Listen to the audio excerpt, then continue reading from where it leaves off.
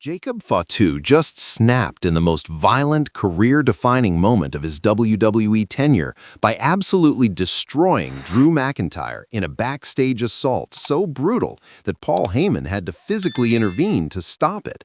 And what's absolutely mind-blowing is that this wasn't Jacob protecting Roman Reigns or following bloodline orders. This was personal rage exploding after weeks of Drew disrespecting Samoan culture and Jacob's family in ways that finally crossed the unforgivable line.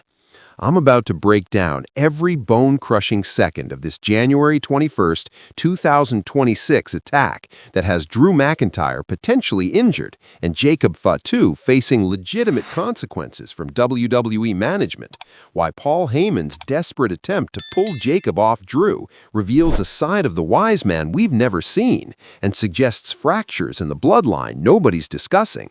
How this assault transforms Jacob from Roman's enforcer into his own character with motivations beyond just family loyalty, and why Drew McIntyre's pattern of provoking dangerous people until they lose control is either the smartest psychological warfare in wrestling or a reckless strategy that's finally backfired catastrophically.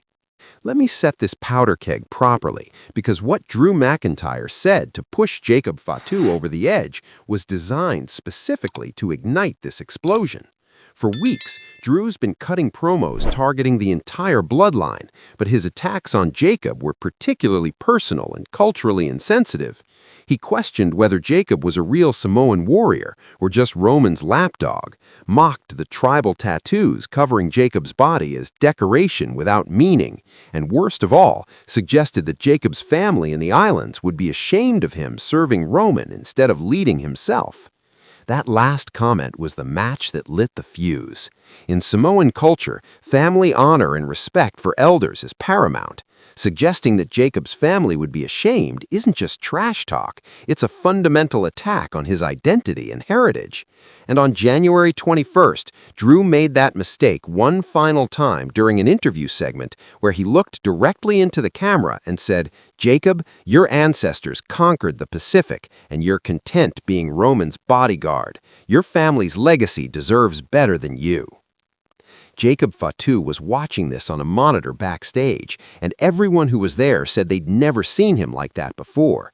His face went from calm to rage in seconds, the kind of transformation that makes everyone around you take a step back because they recognize something dangerous is about to happen. He didn't say a word, just started walking with purpose toward where Drew was conducting his interview. Drop in the comments immediately. Was Drew McIntyre's strategy of provoking Jacob Fatu brilliant heel work or dangerously irresponsible behavior that could have gotten someone seriously hurt? The line between work and shoot is blurrier than ever. The attack happened in the interview area, cameras rolling, no warning. Jacob didn't sneak up on Drew, didn't wait for a perfect moment, just walked up and hit a super kick so fast and so hard that Drew was unconscious before he hit the ground. Then Jacob picked up Drew's limp body and threw him through the interview backdrop, the crash echoing through the corridor and bringing everyone running to see what happened. But Jacob wasn't done. He dragged Drew out from the wreckage and started delivering the most brutal ground-and-pound strikes you'll see outside a legitimate fight. Closed-fist punches that WWE normally prohibits, elbows to the head, just unleashing years of pent-up frustration on someone who'd finally pushed him too far. Production staff and backstage crew were shouting for him to stop, but nobody was brave enough to physically intervene because Jacob Fatu in that state wasn't someone you wanted to get between and his target. Drew tried to cover up, tried to defend himself, but he was already hurt from that initial superkick, and Jacob's onslaught was relentless. Jacob picked up Drew, hit a Samoan spike with such force that Drew's eyes rolled back, then lifted him for a powerbomb onto an equipment crate that collapsed under the impact. The sound was sickening, a combination of metal crumpling and Drew's body absorbing impact that made everyone watching wince.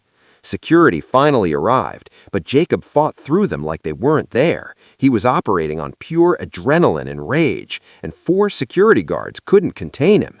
He kept getting back to Drew, kept inflicting damage, kept proving that when a 300-pound Samoan decides violence is the answer, there's not much anyone can do to stop it peacefully. Question for the comments. Should WWE have scripted security to be able to stop Jacob, or does having him fight through security actually make him look more dangerous and legitimate? Booking decisions like this matter for credibility. Then Paul Heyman arrived, and this is where everything changed. Paul didn't yell, didn't threaten, didn't try to physically pull Jacob off Drew. He just stepped into Jacob's line of sight, put his hands up, and said something we couldn't hear on camera, but lip readers later deciphered as, "Your family wouldn't want this. This isn't who you are." That reached Jacob in a way nothing else had. He stopped mid-strike, looked at Paul, and you could see the rage slowly draining from his face, replaced by something like realization or regret. He dropped Drew, stepped back, and let security finally separate them, while Paul continued talking to him in low tones that weren't picked up by microphones. The visual of Paul Heyman, the advocate, the manipulator, the man who's talked his way out of every situation, having to physically intervene to save someone from his own client's wrath, was powerful. It showed a different side of Paul, someone who genuinely cares about his people, rather than just using them as tools for Roman's success.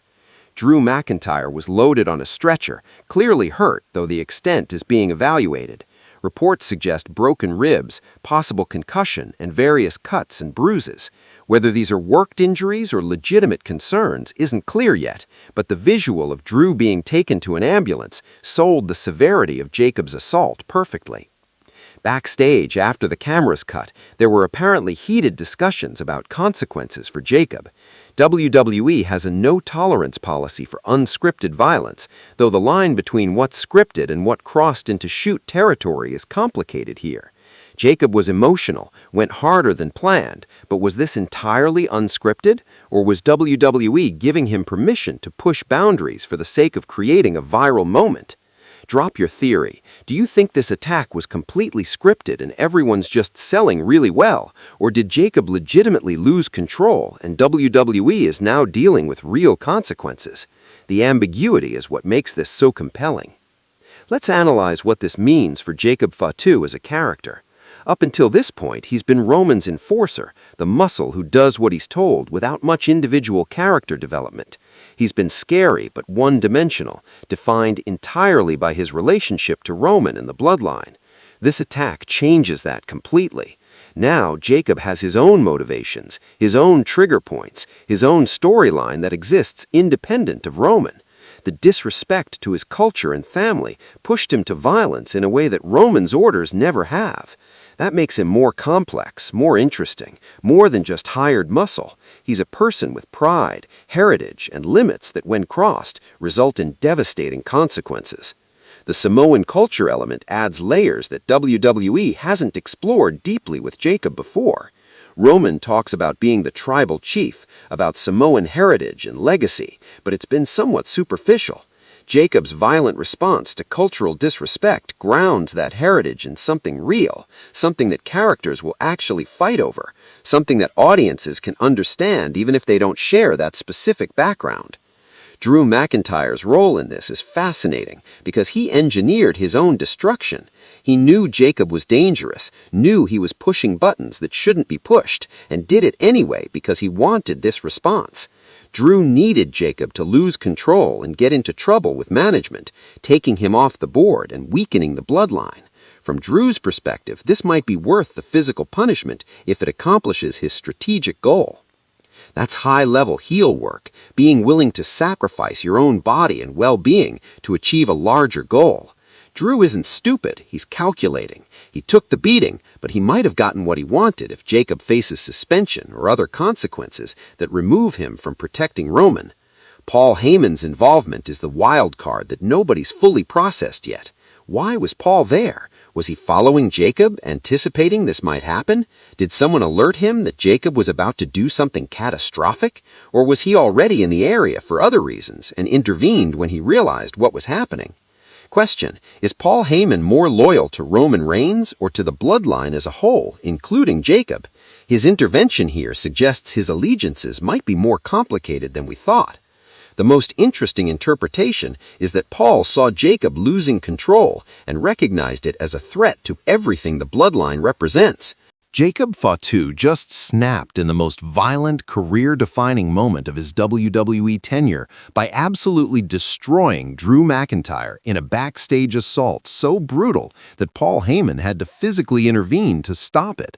And what's absolutely mind-blowing is that this wasn't Jacob protecting Roman Reigns or following bloodline orders. This was personal rage exploding after weeks of Drew disrespecting Samoan culture and Jacob's family in ways that finally crossed the unforgivable line.